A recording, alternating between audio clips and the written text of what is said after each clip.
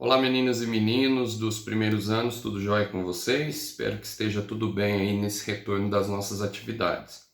Hoje a gente continua, debatendo sobre a polis grega e agora analisando uma outra polis extremamente importante que é Atenas.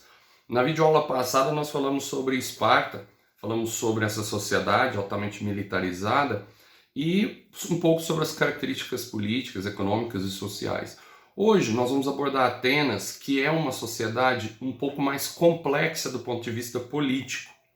Porque, por exemplo, se eu chegar para vocês e perguntar quem é cidadão na polis de Esparta, nós chegaríamos na definição de homens, militares, maiores de idade, descendentes dos espartanos. Então esse era o título de cidadania. Em Atenas, se você quiser saber quem é cidadão, depende do período da história ateniense. Alguns grupos vão continuar isolados politicamente. Mulheres, estrangeiros e escravos nunca vão ser considerados cidadãos da Grécia Antiga. Contudo, em Atenas, os cidadãos eles vão mudando no decorrer da história ateniense. No início, somente os homens maiores de idade, proprietários rurais, eram cidadãos. Com o passar do tempo, os homens maiores de idade e que tinham destaque no comércio ateniense serão cidadãos, os maiores comerciantes, ou seja, aqueles privilegiados economicamente. E no final, todos os homens maiores de idade atenienses são cidadãos. Ou seja, o que vai acontecer em Atenas é uma ampliação da cidadania. Só que quando essa cidadania for ampliada ao máximo, quando os homens maiores de idade atenienses forem os cidadãos, mesmo assim a cidadania é extremamente restrita, tá? Então, por mais que ela se amplie, ela continua extremamente restrita, tá certo? Então, nós vamos falar da sociedade ateniense, Diferente de Esparta, que estava localizada na região do Peloponeso, uma região mais fértil, de planície, Atenas está numa região litorânea, uma região com poucas terras férteis. Então uma elite, uma aristocracia extremamente privilegiada que vai ficar com essas terras férteis. E a atividade principal vai acabar sendo o comércio marítimo, tá? E nós vamos falar bastante desse setor de comerciantes marítimos daqui a pouco. Mas eu gostaria de começar hoje falando sobre a pirâmide social. A pirâmide social em Atenas, ela também é um pouco mais complexa. Se vocês olharem no slide com a pirâmide social, eu coloquei eupátridas, metecos e escravos, tá? Eupátridas vem do grego bem parido, ou seja, bem nascido. Esses bem nascidos a gente pode interpretar de duas formas, tá? Esses eupátridas, os bem nascidos, são os atenienses, tá? Porque lembra que você tem que ter nascido na polis para você ser cidadão, pelo menos ter nascido na polis. Então esses eupátridas, eles são os bem nascidos. Nessa pirâmide simplificada, em eupátridas, metecos e escravos, ela é bem parecida com a pirâmide lá de Esparta. Quem que são os eupátridas? São os nascidos em Atenas. Quem são os metecos? São os comerciantes que realizam comércio ali em Atenas, mas que vêm de fora, portanto são estrangeiros. Os metecos são estrangeiros. E quem que são os escravos? São aqueles que trabalham para os eupátridas. E essa escravidão, ela é tanto a escravidão de prisioneiros de guerra, como a escravidão por dívidas. Mas como que uma pessoa vira escravo? Aí eu preciso do outro slide, da outra pirâmide social. Porque na verdade, lá no topo, os atenienses, quando eles formaram a sociedade de Atenas, quando eles ocuparam essa região, tá, litorânea da polis ateniense, eram outros setores sociais, os eupátridas, os demiurgos, os georgóis, os tetas e os escravos. Então preste bem atenção nisso. Dos atenienses, dos que estão lá em cima, existem os eupátridas, que são os proprietários rurais, é a elite, é a aristocracia. Tá? Os eupátridas são o setor privilegiado. Existem os demiurgos, que são os trabalhadores urbanos. Tá? Existem os georgóis, que são os pequenos proprietários de terras. E esse setor dos georgóis, por exemplo, eles eram um setor em que eles ficavam o tempo todo com o risco de perder as terras e virar escravo, de ficar endividado e virar escravo. Tá? Então eram pequenos proprietários, eram pessoas que tinham minúsculas propriedades. E os tetas eram trabalhadores marginalizados, era um setor extremamente marginalizado na sociedade ateniense. Então, quando nós analisamos essa organização social, né, quando a gente pensa ali nos proprietários, os atenienses, como um setor privilegiado dentro dessa divisão, os georgóis com risco de empobrecer e virar escravo, os demiurgos como trabalhadores e os tetas como marginalizados, sem terras, a gente tem uma sociedade extremamente complexa. Então todos esses são atenienses. Atenienses com terra, atenienses sem terra, atenienses com risco de virar escravos, eles estavam todos ali, né, nesse setor. Com o tempo vão surgir os metecos, que são os estrangeiros, tá? E a escravidão que já existia desde o primeiro momento. Então essa pirâmide social é uma pirâmide social extremamente complexa, tá? Que basicamente nós vamos entender que dentre os atenienses, para simplificar bem para vocês, existem aqueles atenienses que têm terra e são privilegiados e eram considerados cidadãos no início, e os atenienses que não tinham terras, eram marginalizados da política, não participavam, não eram considerados cidadãos. Essa divisão entre proprietários e não proprietários vai ser legal para você compreender o que eu vou começar a falar a partir de agora, tá? Então essa sociedade era uma sociedade desigual, né? A distribuição de terras era desigual e essa distribuição que foi a origem da divisão social, quem tem terra e quem não tem, porque quem eram favorecidos eram os eupátridas, os proprietários de terra. Esses eupátridas eles tinham direitos políticos e esses eupátridas eram os que faziam as leis. Eles eram aqueles que criavam as leis. E uma informação importante para vocês, essas leis elas não eram escritas no início da sociedade ateniense. Tá? Eram leis orais e eram leis passadas de geração em geração. Ou seja, além dos atenienses eupátridas serem aqueles que têm terras, eles são aqueles que têm direitos políticos e eles são aqueles que criam as leis. Portanto, todas essas leis eram feitas para beneficiar quem tem terra, tá certo? Então essa era a origem dos conflitos políticos ali em Atenas. Essa divisão, essa diferença entre proprietários e não proprietários de terras, como eu destaquei no slide para vocês. Uma outra coisa sobre Atenas que a gente precisa observar é que, lembra que lá em Esparta, quando perguntava qual era a forma política, a gente dizia que era uma aristocracia, né? Que era uma forma política organizada a partir da gerúsia. Em Atenas, não. Em Atenas a gente vai evoluir, tá? De uma monarquia, passando para uma oligarquia ou aristocracia, evoluindo para uma tirania e terminando da democracia. Ou seja, a história ateniense é a evolução de 4 modelos políticos. Começa com a monarquia, que é o poder de um, evolui para a aristocracia, que é o poder de poucos, evolui para a tirania, que é novamente o poder de um, e aí transita finalmente para a democracia, que é o poder da maioria, e que nós vamos falar no finalzinho da nossa videoaula, tá certo? Então olha só, a monarquia ela vai existir entre os séculos 11 e 8 a.C. A monarquia é inclusive a forma de governo do período mitológico. Lembra que a gente disse da era pré-homérica e homérica? A monarquia ela é a forma de governo ateniense do período mitológico. Então, entre os séculos 11 e 8 existia o rei, tá? Que era o Basileu, e existia um conselho de nobres que ajudava o rei a governar. Esse conselho se chamava Areópago. Tá? Quem podia fazer parte desse conselho? Os eupátridas, os proprietários de terra, os nobres. Tá? Então isso vai do século 11 ao século 8. No século 8 até o século 7, entre os séculos 8 e 7, nós vamos ter a transição para a aristocracia ou oligarquia.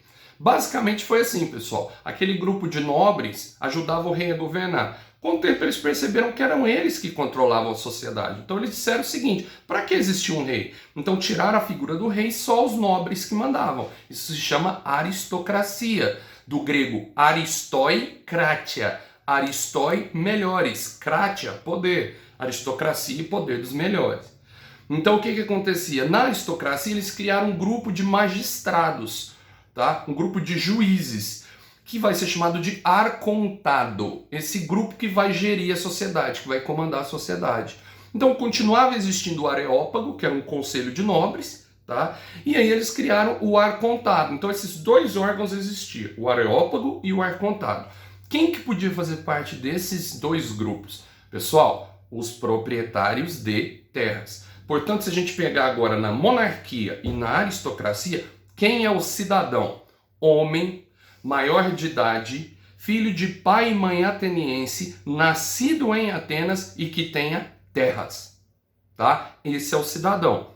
Ou seja, veja o quanto que é restrito. Veja o quanto que é um pequeno setor da sociedade que é cidadão. Então, e as leis, elas eram todas orais, elas não eram escritas. Como que essa sociedade vai mudar? Por que que ela vai mudar? Simples. Aqueles que não eram cidadãos vão começar a exercer uma pressão social muito grande. Eles vão começar a exigir direitos políticos. Eles vão começar a pressionar para poder ter a participação política. Porque tinham dois problemas fundamentais que aqueles que não eram cidadãos reclamavam. Primeiro problema, não existiam leis escritas, então os nobres manipulavam as leis para privilegiar eles mesmos. Então eles queriam muito que houvessem leis escritas para que elas não mudassem mais. E segundo grande problema, a escravidão por dívidas. A escravidão por dívidas, ela possibilitava um ateniense, um pequeno comerciante ou um pequeno proprietário, se ele ficasse endividado, de virar escravo. Ou seja, os próprios atenienses poderiam virar escravos. Então a maioria da sociedade considerava isso um absurdo. Então começaram a articular movimentos para ter leis escritas e para acabar com a escravidão por dívidas. Né? Então esse é o conflito entre proprietários e não proprietários. Então começaram a acontecer revoltas populares, agitações políticas. Isso fez os oligarcas, a elite, tá? Eles pensaram, nós vamos ter que fazer alguma coisa para as revoltas acabarem. Então eles criaram algumas leis, chamaram os chamados reformadores. Quem são os reformadores? São políticos, são aristocratas que vão tentar alterar as leis, reformar as leis para evitar revoltas. E aí dois se destacam, Drácon e Solon, os legisladores gregos. Drácon no ano 621 e Solon no ano 594 a.C. Pessoal, o Drácon, o que ele faz para tentar acalmar as revoltas sociais? Ele vai tentar transpor a lei do âmbito privado, ou seja, a lei que era manipulada pelos aristocratas, ele vai tentar colocar essa lei para o âmbito público, para a esfera pública. Como? Criando leis escritas. Então, qual que é a importância do Drácon? A criação de leis escritas, o primeiro código de leis escritas. Isso lá no século 7 a.C. As revoltas terminaram? Elas não terminaram, porque apesar das leis serem escritas, era muito difícil, tá, de a população participar da criação dessas leis. Então, foi importante? Foi, nós temos leis escritas, mas as revoltas continuaram, e isso levou à escolha de um novo legislador, o Solon. E prestem atenção, pessoal, o Solon vai dar início às primeiras medidas que vão levar ao surgimento da democracia, tá certo? Primeira coisa que o Solon faz, ele acaba com a escravidão por dívidas, que era um pedido da população. Então nenhum ateniense pode mais virar escravo. Mas a sociedade não era escravista? Sim, continua sendo escravista. Mas quem vão ser os escravos agora? Prisioneiros de guerra. Somente prisioneiros de guerra. Ou seja, só estrangeiros eram escravos. Os atenienses não são mais escravos. Tá? Ele começa uma política de devolução de terras para os camponeses, para os georgóis que tinham as suas terras roubadas, né, confiscadas pelo Estado. Então o que o Solon começa a fazer? Ele começa a organizar a sociedade em pequenas e médias propriedades. Então não são só grandes propriedades dos eupátridas, começam a existir pequenas e médias propriedades. Ou seja, ele vai tentar colocar o princípio da igualdade jurídica, o princípio da isonomia. A igualdade jurídica entre quem? Entre os nascidos em Atenas. Quando a gente fala em igualdade na Grécia Antiga, é legal que vocês entendam que essa igualdade ela é uma igualdade entre os atenienses. É a famosa igualdade entre iguais, tá certo? Então o Solon vai começar a transformar. E aí surge um principal ponto do Solon, a principal reforma dele, que é a origem da democracia. Lembra que tinha o Areópago, que era um conselho de nobres, e tinha o arcontado, que eram magistrados. Quem que podia participar do areópago e do arcontado? Ainda eram os proprietários de terras. Então o Solon decide criar um outro órgão, tá, para que os não proprietários pudessem participar. Então ele cria a Bulé, ou Conselho dos 400. Olha só, ele cria um conselho dos 400. Então, 400 cidadãos vão poder participar. E a Bulé, ela vai relativizar o poder do areópago e do arcontado, porque é ela que vai criar leis. É o principal órgão político que é criado, a Bulé.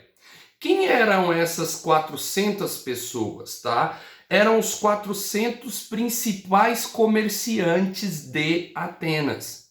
Então, se o areópago e o arcontado eram órgãos dos proprietários de terra, a Bulé agora vai ser formada pelos 400 maiores comerciantes de Atenas. Então ele vai começar a privilegiar os grandes comerciantes. Porque um dos grandes setores de Atenas era o comércio marítimo.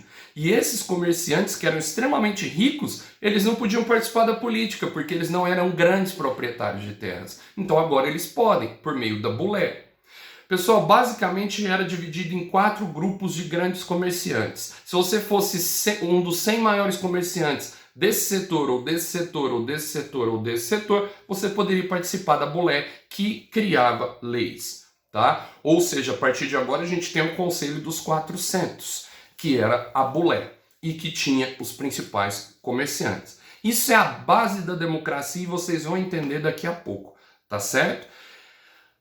Apesar das grandes transformações provocadas pelo Solon com a criação da Bulé, as revoltas continuaram, porque você tinha pouca clareza na aplicação das leis e essa cidadania ainda estava numa elite. Se era na elite proprietária antes, agora é na elite de comerciantes. Então, as camadas mais populares, elas continuaram se revoltando. E isso leva a gente à terceira modificação política, que é a passagem para a tirania. Ou seja, a gente começa num regime aristocrático, que é a monarquia, que tinha um rei. A gente passa para a aristocracia, tira o rei e ficam só os nobres mandando. E por fim a gente transita da aristocracia para a tirania. O que vai acontecer na tirania? Uma grande revolta popular vai fazer com que um representante dos setores populares assuma o poder. E assuma o poder num regime chamado de tirania. Pessoal, quando a gente fala de tirania, eu tenho certeza que na maioria da cabeça de vocês vem a ideia de um governo ruim, de um governo de uma pessoa má. Um tirano é considerado uma pessoa má. Na Grécia Antiga não era assim. O que é a tirania? A tirania, ela é um governo centralizado em uma pessoa que representa os setores mais populares.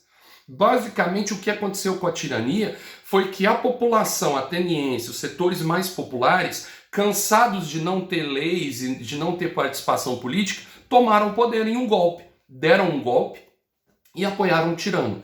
Quem é esse tirano? Pisístrato. Que entre os anos de 561 e 528, tá, o Pisístrato, ele vai alterar radicalmente a estrutura social de Atenas.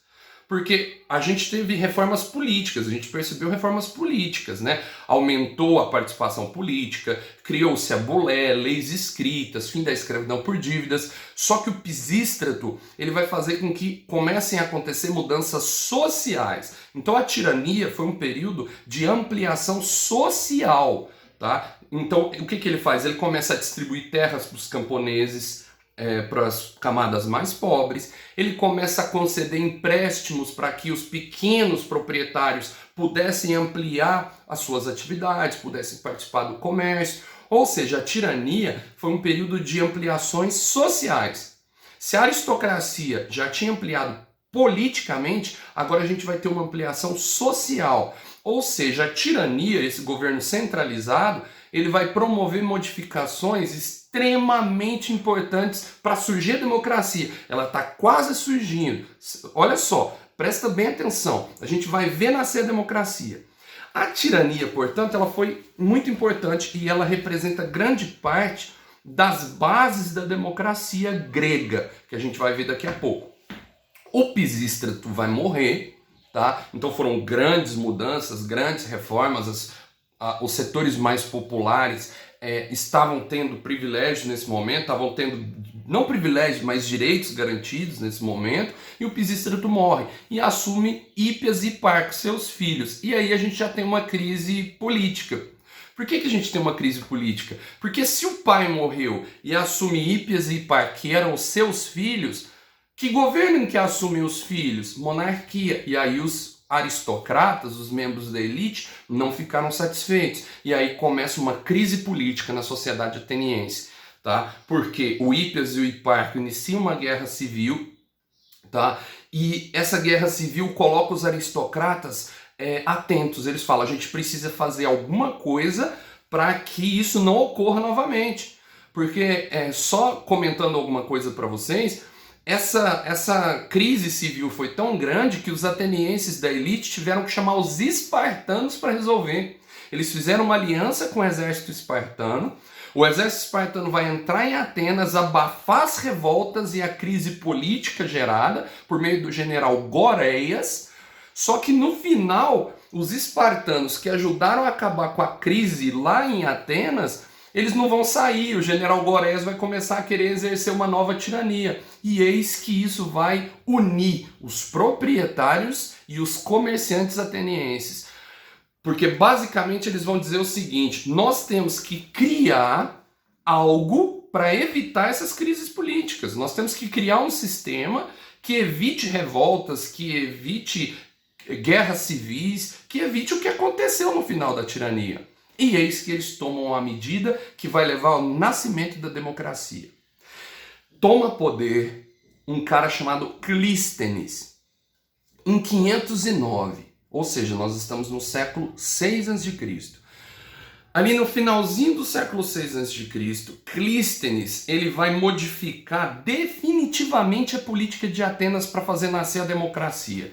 Ele vai pegar a Bulé, que era o conselho de 400, e ele vai aumentar para 500. Então a Bulé agora vai ser chamada de Conselho dos 500. Como que ele vai organizar? Não é só aumentando em 100. Lembra que eu falei que a Bulé eram os maiores comerciantes? Ele vai mudar isso. Esses 500 eram formados da seguinte maneira, em 10 grupos de 50. Cada grupo desse estava em uma tribo. Lembra que uma tribo é igual a um bairro em Atenas? Então, cada grupo desse era uma tribo de 50. Então, cada tribo tinha 50 representantes. 50 aqui, 50 aqui. Nas 10 tribos atenienses, 50 em cada tribo formavam um conselho de 500. Quem que podia fazer parte desse grupo de 50 pessoas da tribo? Homens maiores de idade, filhos de pai e mãe ateniense, ponto.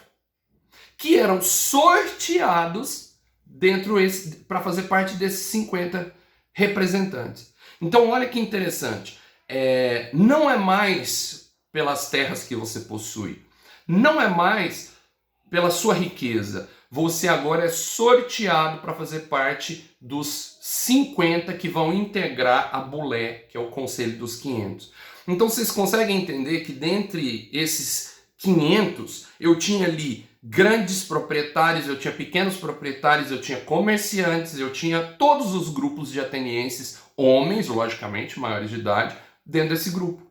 Então quando ele cria esse grupo dos 500, tá, que faziam parte, sabe como que chama cada unidade das 50 que fazem parte desse grupo de 500? Demo, que significa povo.